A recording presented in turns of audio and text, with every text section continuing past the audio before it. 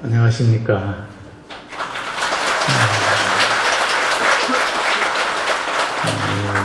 제가 이 자리에 앉고 보니까 감회가 새롭습니다.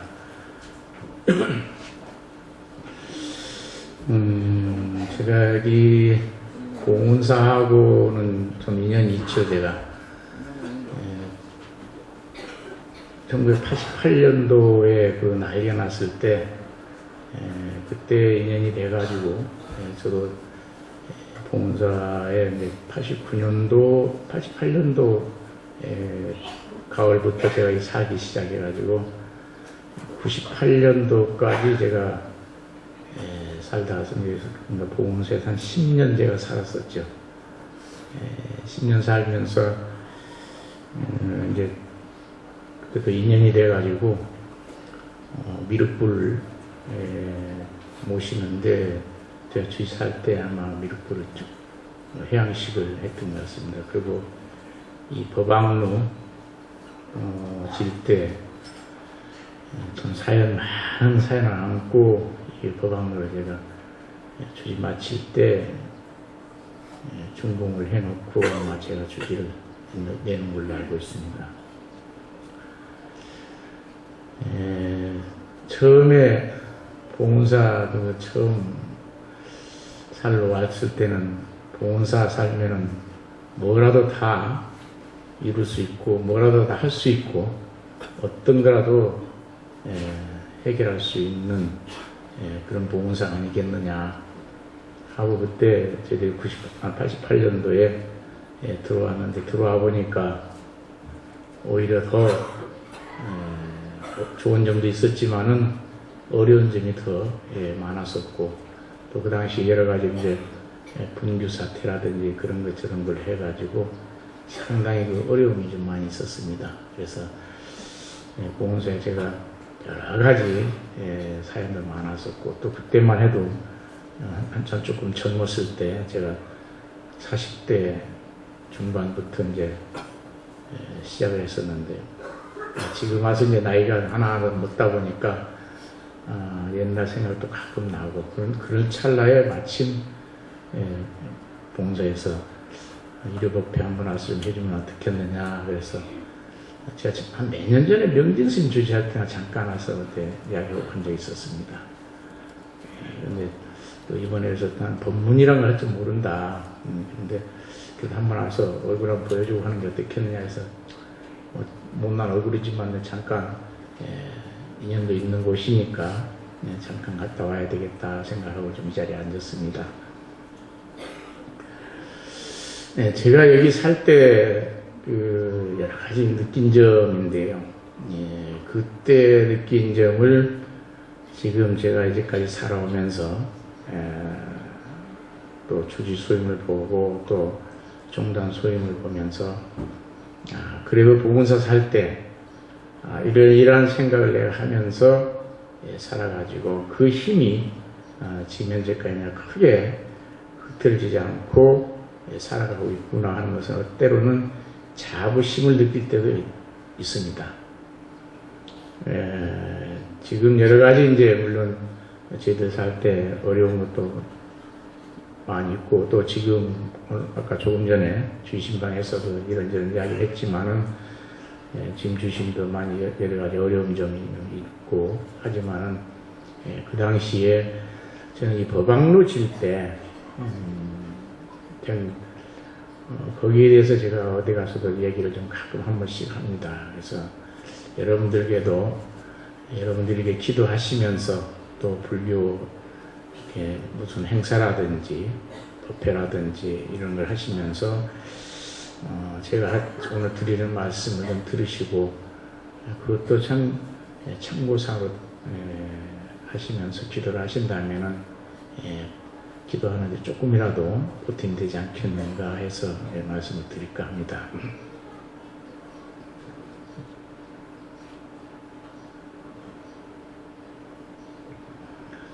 이 법왕루 짓기 전에는 지금 미륵전에 있는 그 미륵전이 여기 법왕루 역할을 했었습니다. 물론 이제 그 전에부터 다니신 분들 더 잘 아시겠죠. 아마 이 자리에 이제 저희들 살 때도 계셨던 분도 계시고 또 요 근래 오신 분도 아마 계시리라 믿습니다. 그때의 법학로는 종무소로 활용을 했었고 신도님들이 기도하는 장소는 아니었습니다. 그때는 이제 대웅전하고 이쪽에 마루 같은데 또 마당에다 이제 멍석을 펴놓고 거기서 이제 기도를 하고 할 때입니다. 제가 주지를 94년도에 맡아가지고 96년도쯤 조금 지났을 때 미륵부를 준공식을 했었습니다. 그러고 나서 제가 이제 주지가 한 1년 반쯤 남았는데 어떻게 하면은 법학로를 한번 지어봤으면은, 왜냐면은 그때는 마당에서 대웅전이 좁기 때문에 특히 학생 입시기도 할 때는 한 1000명, 한 1500명씩 입시기도 입제를 합니다. 그러니 마당에서는 몸서 피놓고, 이렇게 날씨가, 이 정도 날씨는 좋았죠. 근데 한여름 덥다거나, 또 아주 추운 날씨, 또 비가 온다든지, 눈이 온다든지 하면은 이 마당에서 법회를 못 보는 거예요. 그러니까 이제 마루라든지, 어디 처마 밑에 막 이런 데 쭈그리고 앉아서 다 법회를 봐요. 그리고 한여름에는 한참 법회보다 소나기 오면은 자복 들고 처마 밑에 숨기 바쁘고, 내가 주지 살면서 어떤 일이 있더라도 법학로를 좀 큼지막하게 하나 지어 놓으면은 거기에서 마음 놓고 편안하게 기도를 할 수 있지 않겠는가. 특히 입시 기도할 때는 정말 간절한 마음으로 여러분들이 오셔서 기도를 하시는데, 그 날씨가 이제 이런데 쫓기다 보면은 여러분들 처음 기도 시작했을 때의 마음과 그 쫓길 때의 마음은 한 100% 다를 수밖에 없습니다. 그래서 내가 주지 살면서 어떤 일이 있더라도 이 법학로를 한번 지어봤으면은 하는 그런 이제 생각을 했었습니다. 그래가지고 매주 월요일마다 이제 종무회를 하니까 종무회에다 제가 이제 안을 내가지고 내놨어요. 내놓으니까 이런 지하에서 거절을 당했어요. 소임자들한테. 우리 일 할 만큼 했습니다. 미륵불도 모셨고 다리원도 지었고 뭐 여러 가지 마을 정리도 그때 다 거의 다 끝날 입장이고, 우리 할 만큼 했으니까 이제 조용히 한 1년 반 남은 주지 살다 그냥 가는 게 어떻겠습니까? 그런 얘기를 하면서 우리는 할 수 없습니다. 주심 하려면 주심 혼자 하십시오 그러는 거예요. 그래서 제가 어떻게 혼자 합니까? 소임자들이 반대하는데 할 수가 없죠. 지금은 어떻게인지 모르겠지만은 그때는 밤 9시 반이 되면은 경비들이 다니면서 각 대웅전 각 전 문을 다 잠굽니다. 판전이 어디고. 그리고 이제 신도님들도 다 나가라고 그러고 이제. 그래서 제가 밤 10시 되면은 대웅전에 들어갔어요. 대웅전 문 잠그지 마라. 내가 기도를 좀 해야 되겠다. 하고 대웅전에 가서 기도를 했습니다. 제가. 삼배를 딱 올리고 부처님하고 제가 단판을 쳤어요. 당신은 비가 오늘 비를 맞냐? 눈이 오늘 눈을 맞겠냐? 더우면 에어컨 켜주고 추우면 난로를 펴주고, 춥기를 하겠냐 덥기를 하겠냐? 또 그리고 신도님들이 있는 돈 없는 돈 다 갖다 당신 앞에 놔주고, 맛있는 과일 맛있는 떡 다 갖다 당신 앞에 놔주고, 그때도 이제 개근불사도 저희가 있을 때 했었습니다. 그래서 또 금으로 다 옷 입혀놨지. 당신이 보기에 신도들 마당에서 기도하면서 달달달 떨면서 또 비가 오면은 자복 들고 처만데도 숨기를 안 하나. 그 꼴이 보기 좋냐. 어떻게 부처라는 사람이, 부처라는 게 그걸로 하나 해결을 못 해주고 어떻게 부처라고 앉아있냐. 내가 지금 법학로 짓겠다는 게 뭐가 잘못됐냐. 나도 안 짓고 가면은 얼마든지 할 수 있다. 나 이제까지 주지 그때 이제 2년 반 살았을 때니까요. 1년 반 남았었을 때니까. 2년 반 동안 내가 어느 정도 일은 했다.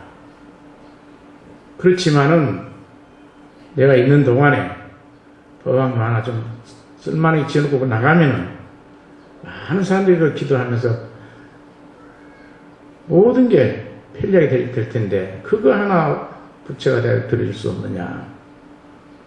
그러면서 제가 부처한테 얘기를 했어요. 사람 같으면 가서 그냥 두들 패기라도 하겠지만은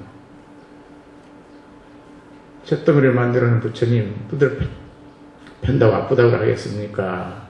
뭐 보기를 하겠어요? 듣기를 하겠어요? 그 며칠 계속 기도를 합니다. 기도를 해가지고 또 일주일 되면은 또 계획서를 또 바꿔가지고 또 종묘에 내놓고 또 빠꾸 맞아요. 계속 4주를 연속으로 딱 내놓으니까 소임자들이 손을 들더라고요. 주신 뜻에 따르겠습니다. 그래가지고 이 법왕을 이렇게 짓게 됐습니다. 그때 지금도 아마 마찬가지일 겁니다.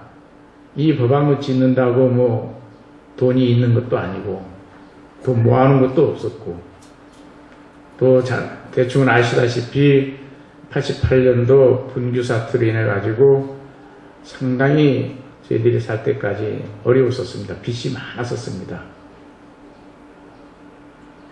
제가 주지 94년도에 맡을 때만 하더라도 빚을 12억을 안았었습니다. 그때 12억이면은 지금 아마 물가로 따진다면은 상당한 금액일 겁니다. 그걸 안고 있으면서 이거 어떻게 하면은 법왕으로 집다운 집을 하나 질 수 있을까 하면서 고민하고 했는데 이 자리에 계신 여러분들께서 그때 십시일반 전부 동참들 하셔가지고 이 법왕루가 한 층이 144평이죠. 그 2층으로 해가지고 288평입니다. 이 법왕루가. 이걸 짓고 나니까 정말 그때 제가 기도를 할 때 부처님하고 어떻게 하면 좋겠냐. 왜?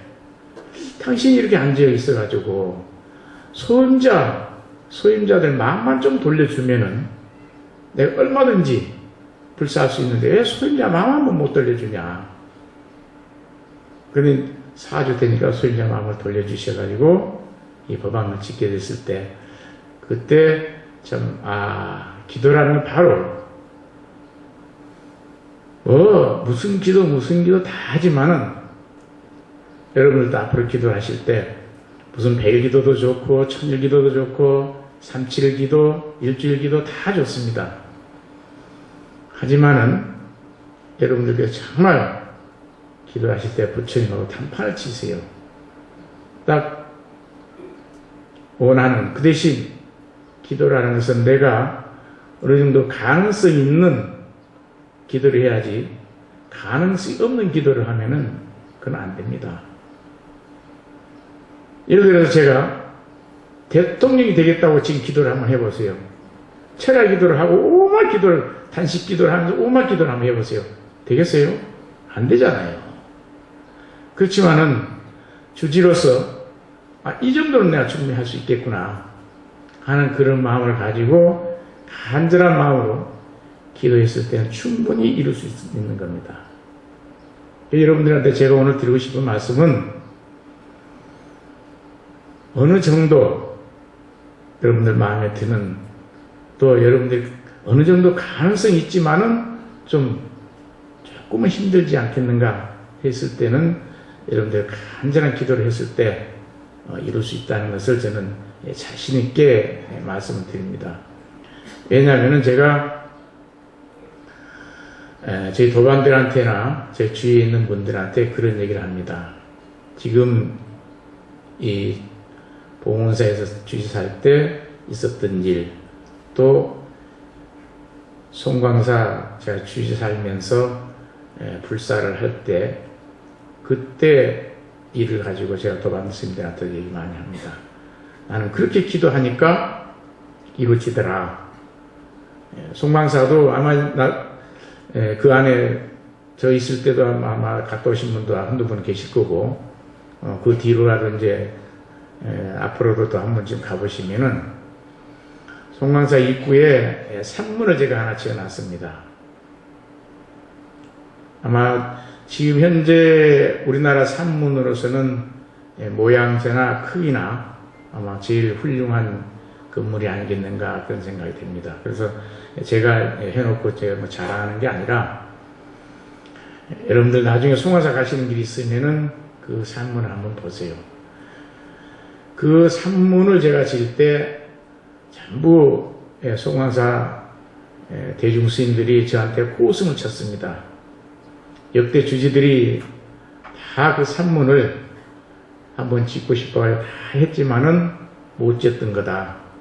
그렇기 때문에 당신도 해봐야 되지도 않은 짓을 왜 그렇게 하려고 애를 쓰고 다니느냐, 저한테 그런 얘기를 해요.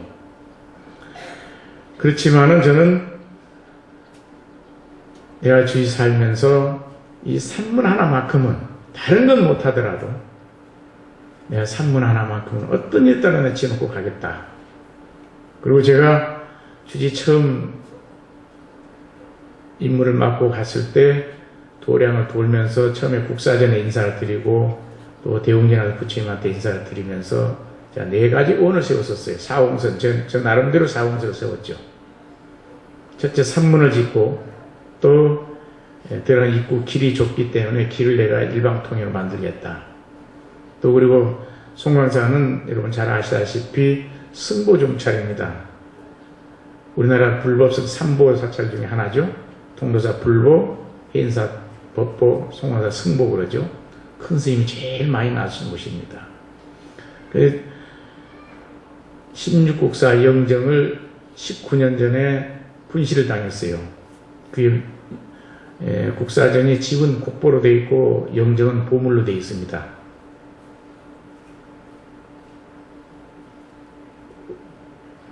근데 보물을 분실을 당해가지고, 그때 분실 당하기 전에 마침 사진을 찍어 놓은 거 있어서 그 사진을 빼가지고 지금 걸어놨어요. 그래서 제가 국사전에 가서 인사를 드리면서 그랬어요. 송광사가 당신들로 인해서 승보정찰이 됐는데, 어떻게 보면 당신들이 송광사의 얼굴이고 다 근본인데, 이게 사진으로 걸어놨다니 이건 참 말이 안 된다.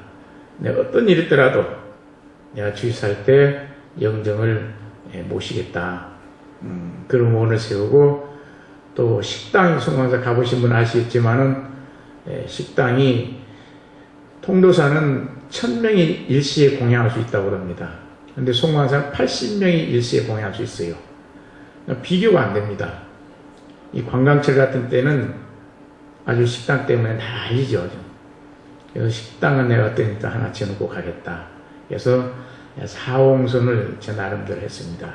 하면서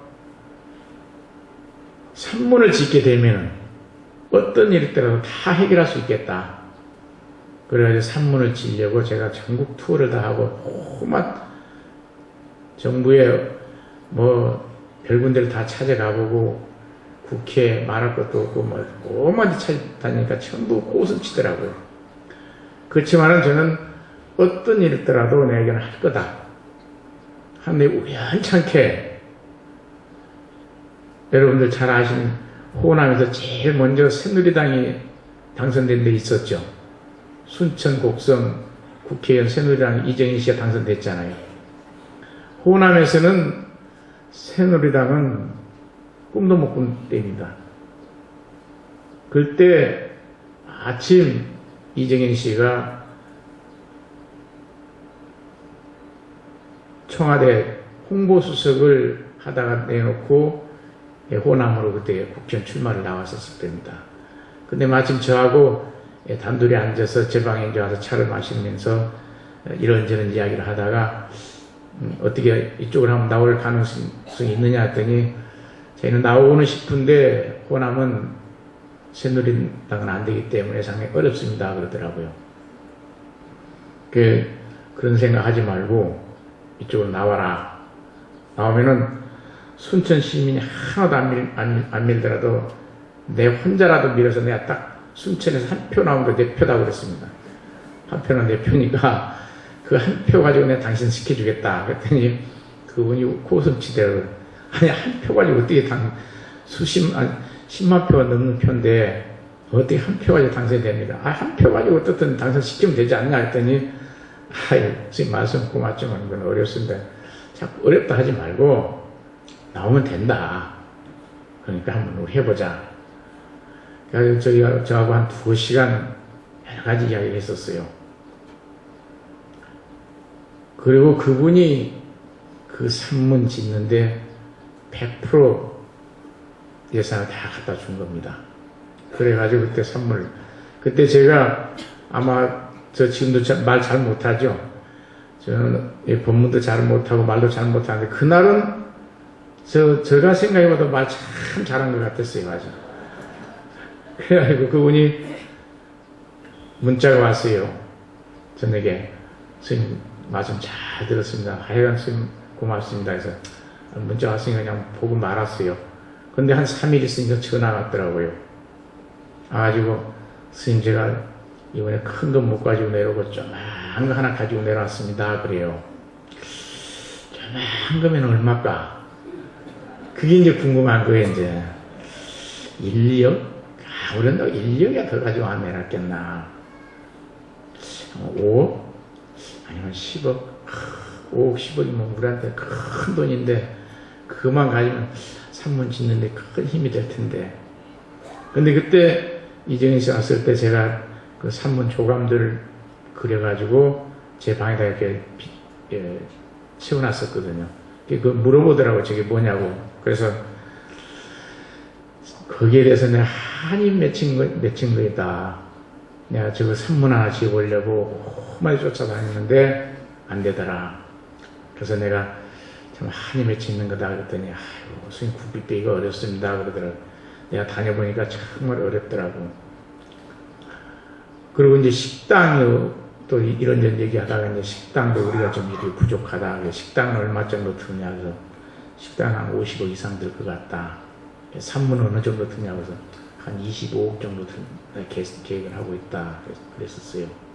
그랬더니 굽이 빼기가 어렵습니다.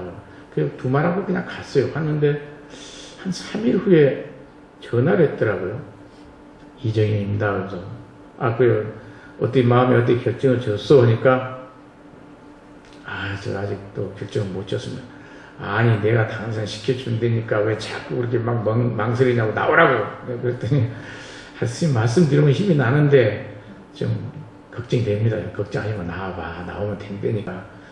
그랬더니 이제 제가 이번에 큰 건 못 가지고 내려오고 조그만 거 하나 가지고 내려왔습니다. 그래서 조그만 거 얼마일까 금액 얘기는 안 하는 거예요. 그러더니 순천시에서 2, 3일 내로 스님한테 전화 갈 겁니다. 그래서 알았습니다. 고맙습니다. 그 순천시에서 한 3일 있으니까 전화가 왔어요. 이재인 씨 전화 받았죠? 그러는 거예요. 그래서 이거 받았는데 뭐 조그만 거 가지고 내놨다는데 도대체 얼마요? 난 그게 더 급하잖아요. 지금 금액이 얼마요? 그랬더니 25억 가지고 내놨습니다. 그러는 거예요.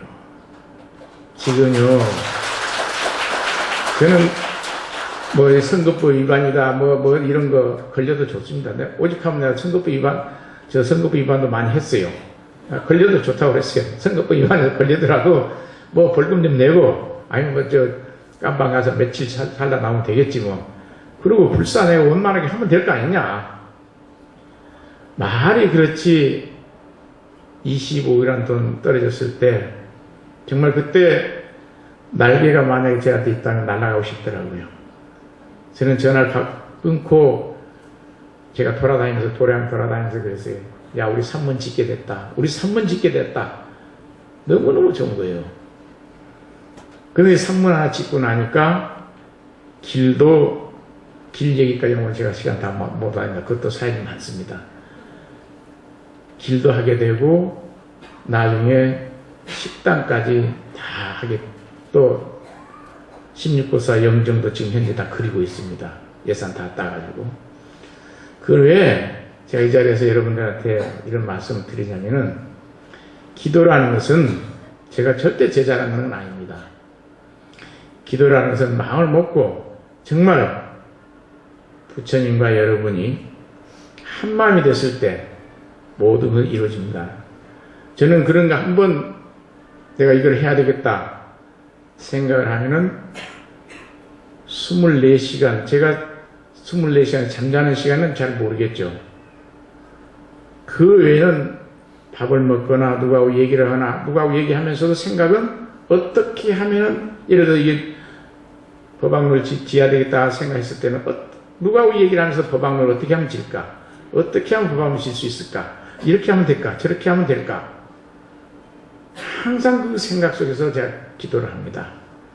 어느 시간을 정해놓고 하는 게 아니라, 아까 제가 밤에 가서 기도했다는 건 그때는 밤에 조용하니까 제가 기도하다 쓰러져 자는 적도 있었고, 그래서 경비가 새벽에 이제 문 따러 왔다가 놀래가지고 저도 놀래고 이제 막 그런 적도 있었고 그랬는데요. 송광사 불사도 마찬가지였어요. 어떤 일대로 내가 주짓할 때 요 4가지는 해놓고 갈 거다 하는 그런 말. 그리고 새벽 예불 같은 데 나갔을 때 부처님과 단판을 지었어요. 지금 내가 오늘 세우고 있는 것이 잘못됐냐? 이거 내 개인 욕심이 하나도 아니다. 그러고 해놓으면은, 그 4가지를 해놓으면은 많은 사람들이 즐거워하고 많은 사람이 편리하고, 또 누구라도 이 도량을 찾아왔을 때는 아, 참 좋다, 그런 생각을 할 거 아니냐. 그리고 그 안락한 속에서 기도를 한다면은 기도도 아주 잘 될 거고, 또 기도가 잘 됨으로써 또 많은 분들에게 희망을 줄 수 있고, 또 많은 분들에게 모든 것을 가능성을 줄 수 있지 않겠는가. 그런데 부처님이 그거 하나 못 들어준다면은 나는 당신을 부처로 생각 못 하겠어 하면서 제가 기도를 하니까 부처님이 하나하나 이렇게 해결을 해 주시더라고요. 여러분들 정말 우리가 평상심이 도다 그런 얘기 많이 합니다. 일상생활 속에 모든 것이 있는 겁니다. 여러분들이 오늘 이 자리 일요일날 법회에 올 때 그 마음과 갈 때의 마음과 또 집에 가서 생활하시는 마음과 일치가 돼야 돼요. 올 때의 마음은 다 좋게 왔는데 갈 때의 마음은 다른 마음을 가지고 가면 안 되는 거예요. 제가 재밌는 얘기 하나 해드릴까요? 제가 주짓 살 때 저는 이쪽 집에서 그때 주짓 제가 그쪽이었었습니다. 제가 그때 초하루 신중기도 하고 법문까지 마치고 제가 이제 끝냈죠. 딱 기도하러 갈 때는 그때 법학로 짓기 전이니까 마당에 신도님이 꽉 앉아있어요. 초하루 날 같은 때. 그러면은 제가 방에서 나와서 좌측이나 우측 보고 가면 그날은 큰일 납니다. 못 봐요. 하늘 보고 가야 돼요.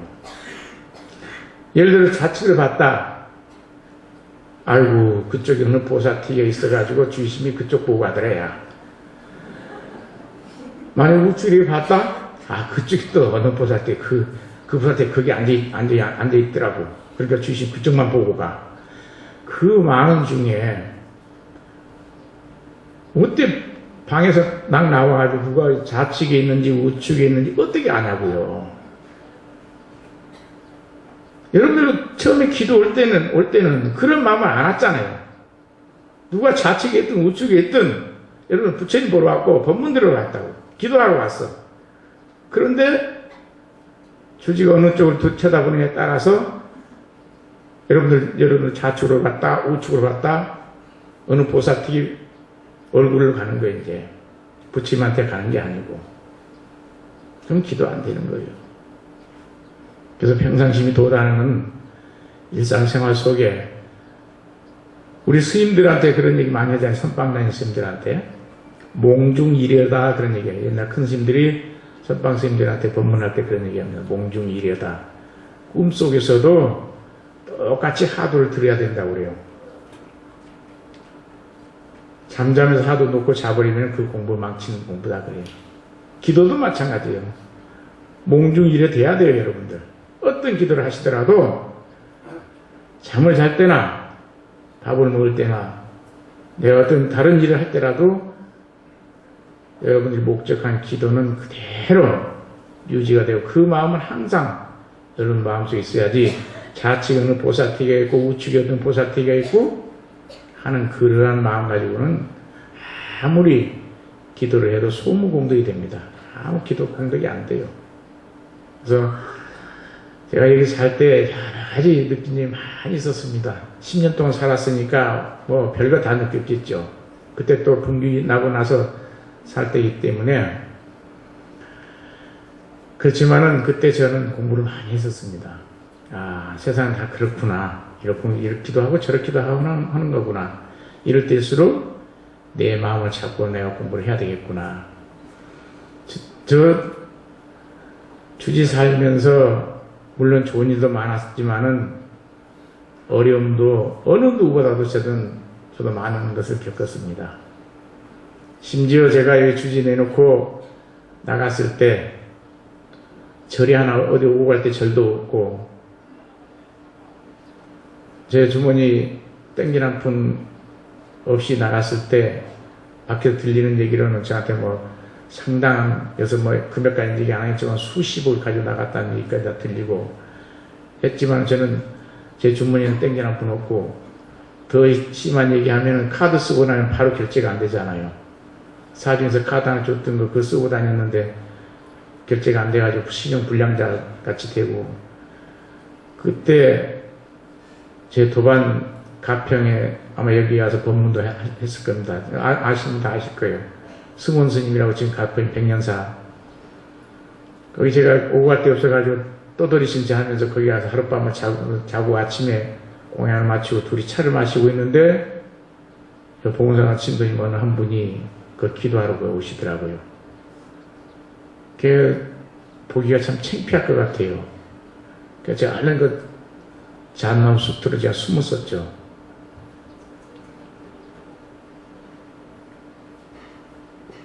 얼른 나 산에 갈게 하고 그 승훈쌤한테 산에 갈게 하고 얼른 제가 잣나무한테 숨어가지고 그 차가 갈 때만 기다리는 거예요. 그때 한 9시 반쯤 돼서 친구님 오셨는데 2시 되니까 가시더라고요. 기도 마치고 점심 드시고 주지방에서 차 한잔 마시고 2시까지 저는 배 탈탈 굶고 잣나무밭에 앉아있는데 참 야 이게 내가 무슨 꼴인가. 승훈 스님이 제가 주지 살 때 총무도 살고 기실장도 하고 했었습니다. 저하고는 행사 강원 동기고 이 사람이 이렇게 사면 나는 주지까지 산 사람이 오고 갈 데 없어 이렇게 다닌다. 정말 이런 얘기 장면을 공식성에 처음 하는 얘기지만 짧으면 1분 길어봐야 3분인데 하는 생각을 먹게 되더라고요. 거기서 제가 만약에 쫓기는 일이 있다든지 뭐 부채라도 많이 안고 있다든지 아주 안 좋은 일이 있었다면은 충분히 선택을 하겠더라고요. 짧으면 1분, 길어봐야 3분인데 하는 생각도. 잣나무는 꽃장 크잖아요. 소나무는 꾸불꾸불 크지만 잣나무는 꽃장 큽니다. 딱 쳐다보고 앉아서 그 생각을 제가 어디 가서도 참 그 생각을 잊지 않고 있습니다. 그래서 그 돌아다닐 때 그때 심정 이루 말할 수 없었죠. 그때 마침 송광사에서 이번에는 주지를 살았죠. 그때는 이제 총무자를 비웠다고 사르라고 그러는 거예요. 그래서 봉은사 주지까지 한 사람이 송광사 주지라면 모르지만 총무를 사르라니 이게 참 말도 안 된다. 나 안 간다. 지금 우리 총무에 저기 문화부장 하고 있는 정한 스님 아실 거예요. 정한 스님 그때 포기실장도 했었잖아요. 정한 스님 이제 그분도 이제 저하고 행사 강원 동기입니다. 승원 스님 저 앞에 봉선사 주재했던 정수 스님 또 이 앞에 행사 주재했던 선혜 스님 다 행사 강원 동기들이죠. 그래서 정한 스님이 저한테 그러는 거예요. 스님이 지금 찬밥 더운 거 따지게 생겼느냐고. 거기라도 가서 좀 뭐라도 하고 앉아있어야지 이게 떠들으신 세대가 되겠냐고. 그래서 맞다. 그거라도 참 소개해주고 고맙네. 그거 송광사 가서 총무를 맡았었죠. 그때 그 임경당이라는 데가 겨울과 방을 종무소가 그때는 임경당에 있었는데요. 그때 총무실에 겨울가에 방이 있었어요. 근데 그때 비가 왔었던가 겨울물 내려가는 소리 깜짝 깬 거예요, 제가 잠을. 여기 봉은사에서는 겨울 물소리가 안 들리는 데잖아요. 여기 어디야? 맞다. 여기 좀 송광사지. 내가 왜 여기 있지? 내 꼴이 참 이렇게 됐구나. 참 별 생각 다 들더라고요. 근데 오히려 그것이 저한테는 전화위복이 되지 않았겠는가. 그때 여러 가지 제가 참고 이렇게 견디고 또 그 뒤로 저 나름대로 기도하면서 하다 보니까 이제 다시 소임, 여러 가지 소임을 맡게 되고, 지금은 이제 뭐 하남 이제 광덕사하고 지금 송광사 발사가 있습니다. 그 이제 송광사에서 거기 좀 살으라고 해서 지금 살고 있습니다. 그런데 모든 것은 우리가 큰 스님들 법문하실 때 그런 얘기 많이 하죠. 일체 유심조 그러죠. 모든 것은 마음에서 지어진다고 합니다. 오늘 저도 아무리 여기 봉사에서 와서 법회를 봐달라 하더라도 제 마음이 아니야, 나 갈 일 없어, 안 가 하면 안 옵니다. 그렇지만은 제가 가서 봉사 다른 데도 아니고 봉사라니까 또 감회가 새로운 것이고 또 여러분들한테 제가 살면서 겪었던 이러한 일도 한 번쯤은 얘기를 해주고 하는 것도 괜찮지 않겠는가 해서 오늘 제가 이 자리에 오게 됐습니다. 그래서 제가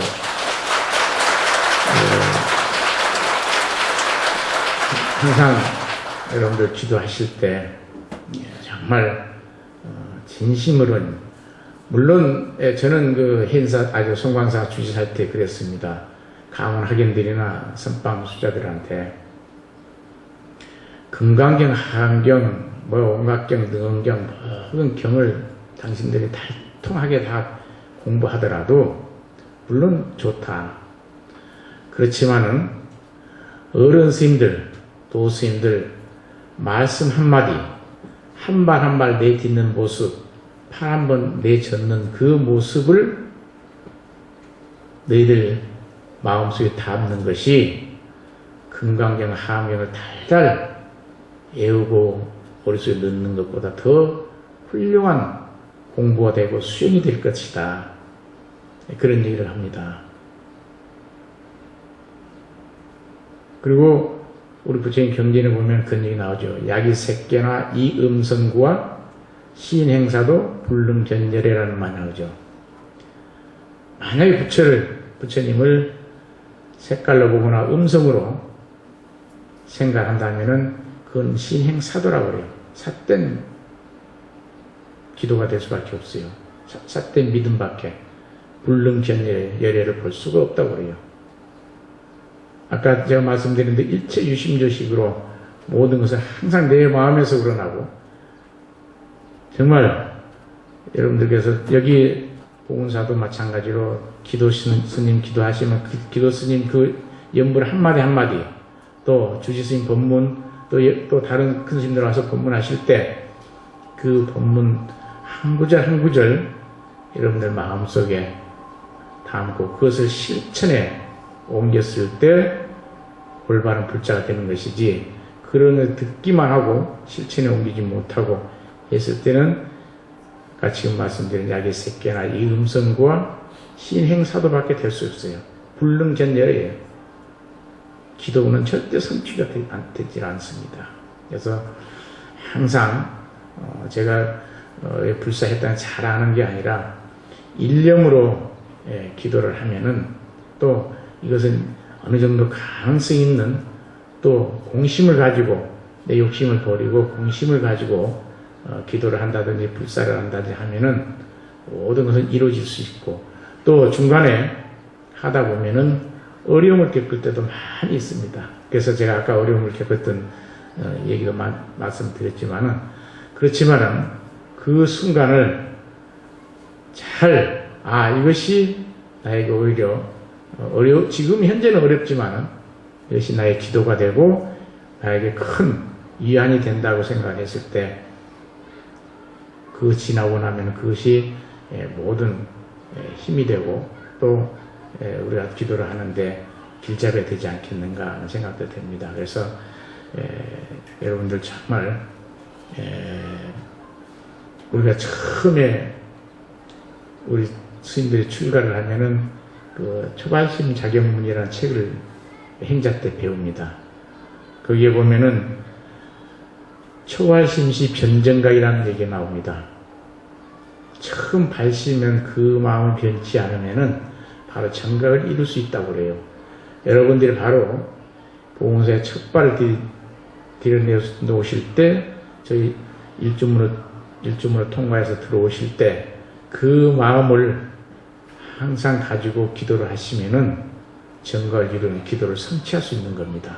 그러니까 누구 이야기 듣지 마시고, 누구 어떻다, 누구 아까 왼쪽 누구 봤다, 오른쪽 누구 봤다, 그런 생각 해버리시고, 누구는 어떤 옷을 입고 왔더라, 어떤 차를 끌고 왔더라, 주지신 방에 누가 하나 갔다 와봐. 아이고, 그거 빤질나게 그것만 쫓아다니고, 절대 그런 얘기 하면 안 됩니다. 누가 볼 일 있어 갔다 오는가 보다. 잘 갔다 왔네. 이런 생각을 해야지, 외자 들어가면 안 되잖아요. 그래서 그러한 마음으로 초발심을 잊지 마시고, 또 항상 평상심이 도다하는 그런 마음을 여러분들이 항상 가지고 기도를 하신다면은 모든 기도는 다 이루어지지 않겠는가 생각이 됩니다. 그래서 저도 요즘 와서는 그때 내가 한순간 막다른 생각을 했을 때,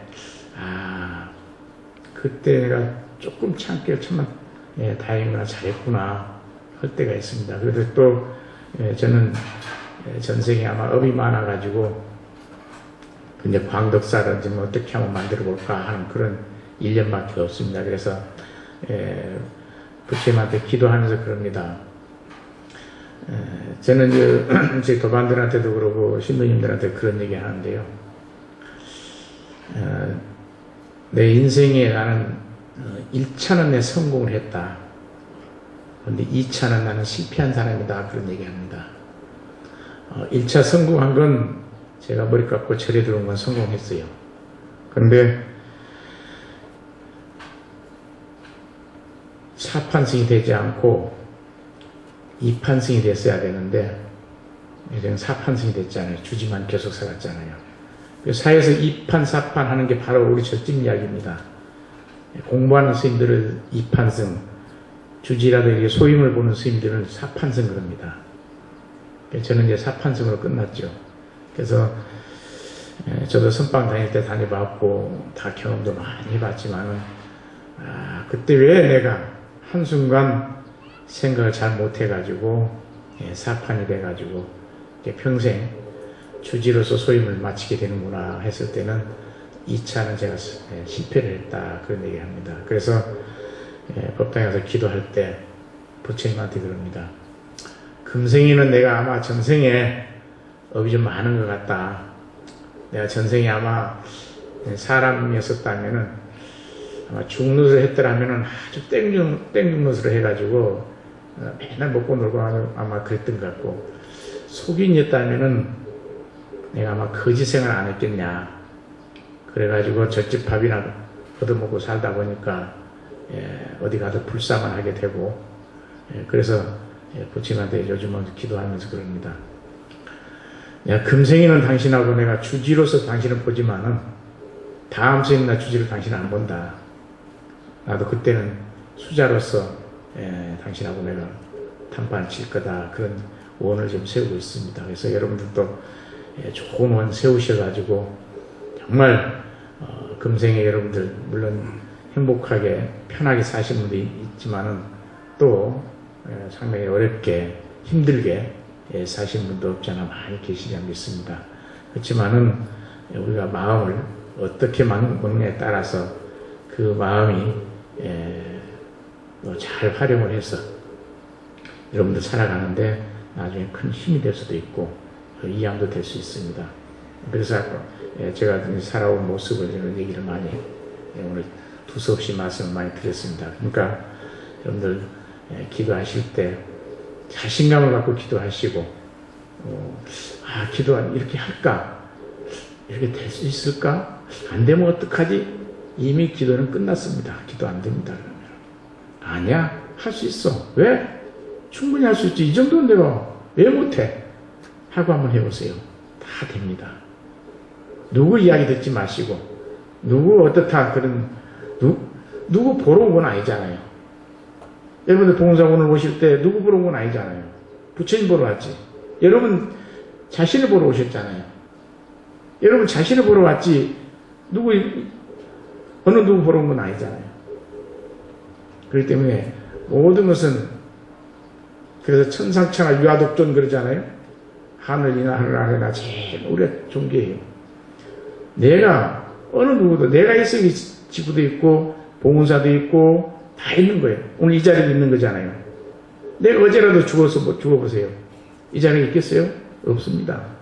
그래서 그러니까 모든 것은 나라고 생각하시고 내가 모든 것을 할 수 있다는 그런 자부심을 하시고 기도하면은 모든 걸 이룰 수 있다.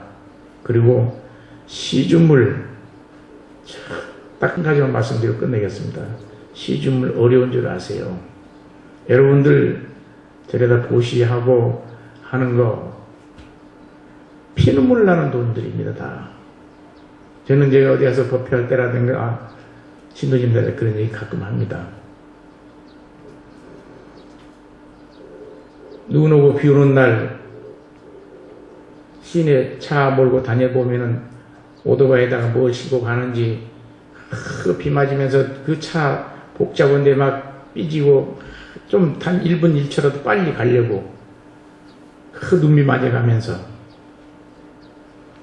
그래가지고 택배해서 몇 천원 몇만원 벌어가지고 집에 갖다 주면은 보살님들은 그 돈 가지고 우리 절에 와서 부처님한테 보시하면서 우리 남편 편하게 해주시고 건강해 해주시고 우리 애들 공부 잘하게 해달라고 기도합니다. 그러면 저는 그 돈 가지고 뭐 해요? 우리 스님들 자가용 몰고 다녀요. 저는 여러분들 그 피나는 돈을 저희들은 자가용 몰고 다닙니다. 그래서 지옥 중 빼면 지옥이 텅텅 빈다는 우리 스님들끼리 하는 속담이 있습니다. 이건 제가 왜 이런 말씀 드리냐, 저래 시주하지 말란 말이 아니라 시주는 제대로 해야 돼요. 정말 내가 단 1원을 시주했든 아니면 1억을 시주를 했든 뭐 1000억을 시주를 했든 그 시주를 한 것이 많은 대중들을 위해서 쓸 수 있다. 또 많은 대중이 누릴 수 있는 그런 시주라면은 얼마나 해도 좋죠.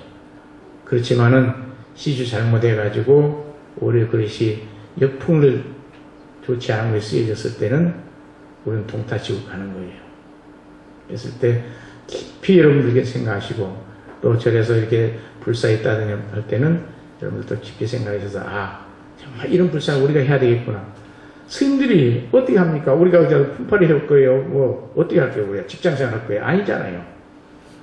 죽으나 사나 우리는 여러분들 주머니 털어야 돼요. 뭐 하나 하더라도 여러분 주머니 털어야 우리가 불사를 할 수 있지. 여러분 주머니 안 털면 못 하잖아요. 그러니까 여러분들 주머니 털 때 잘 터세요. 그래서 불사 정말 잘 하셔가지고 봉은사가 정말 좋은 도량으로 거듭날 수 있고 대한민국에서 제일 좋은 도량에 지금 자리 잡고 있는 데가 봉은사잖아요. 도선사도 아니잖아요. 조기사도 아니잖아요. 봉은사만 한 데 없습니다.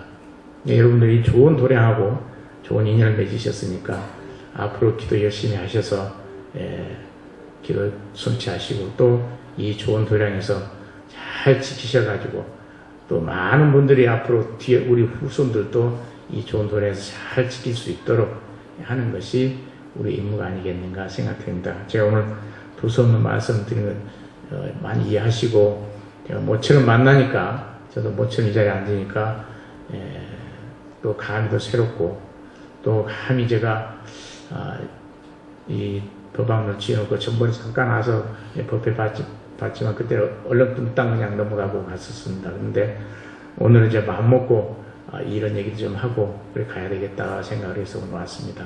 오늘 제가 부족한 점을 이해하시고 기도 열심히 하셔서 모든 분이 다 기도 성취되시길 기원드리겠습니다. 감사합니다.